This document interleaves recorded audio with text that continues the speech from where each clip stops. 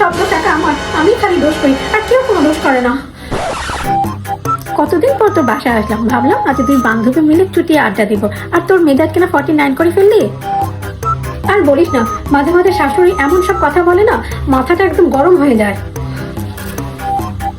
আর শোন, শাশুড়ি বয়স্ক মানুষ, তার উপরে মুরব্বীজন, ওনাদের সাথে একটু বুঝে শুনে কথা বলার চেষ্টা কর না, দেখবি আস্তে আস্তে সব ঠিক হয়ে যাবে। তুই আর আমাকে জ্ঞান দিস না, বুঝলি? থাকিস তো স্বামী স্ত্রী মিলে টোনাটনি সংসার নিয়ে, তুই কি করে বুঝবি সংসারে বৌমা হয়ে থাকা কত কঠিন।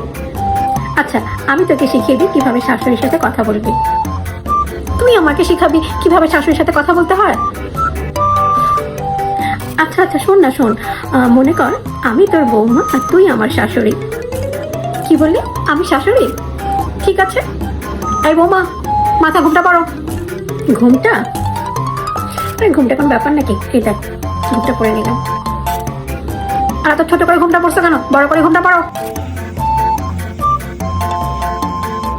যাও, আমার জন্য এক গ্লাস পানি নিয়ে আসো।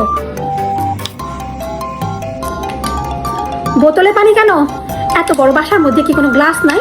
যাও, গ্লাসে করে এক গ্লাস পানি নিয়ে আসো। হ্যাঁ, এবার ঠিক আছে। পানি ঠান্ডা কেন? তুমি জানো আমি ঠান্ডা পানি খেতে পারি না। বাসার মধ্যে ওভেন আছে, তুমি কি পারো না ওভেনের মধ্যে একটু পানি গরম করে আমাকে দিতে? তোমার বাবা মা কি তোমাকে কোনো শিক্ষা দেয় নাই? কিভাবে শ্বশুর শাশুড়িকে যত্ন করতে হয় সেটা তুমি শিখে আসো না তোমার বাপের বাড়ি থেকে? আমার ছেলে কি রোজগার কম করে? তুমি জানো তোমার সাথে বিয়ে হবার আগে কত বড় লোকের মেয়ের বাবারা আমার বাসার সামনে পড়ে থাকতো তাদের মেয়েদের সাথে আমার ছেলে বিয়ে দেবার জন্য?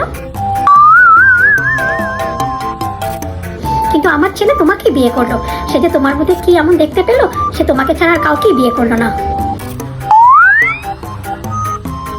তুমি তো চাও না এই সংসারে আমি থাকি, তুমি তো চাও এই সংসার থেকে আমি বিদায় হই।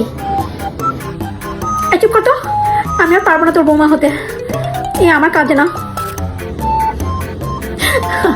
কি রে, দম ফুরিয়ে গেল? বৌমা তুই হয়ে থাক, আমি আর পারবো না।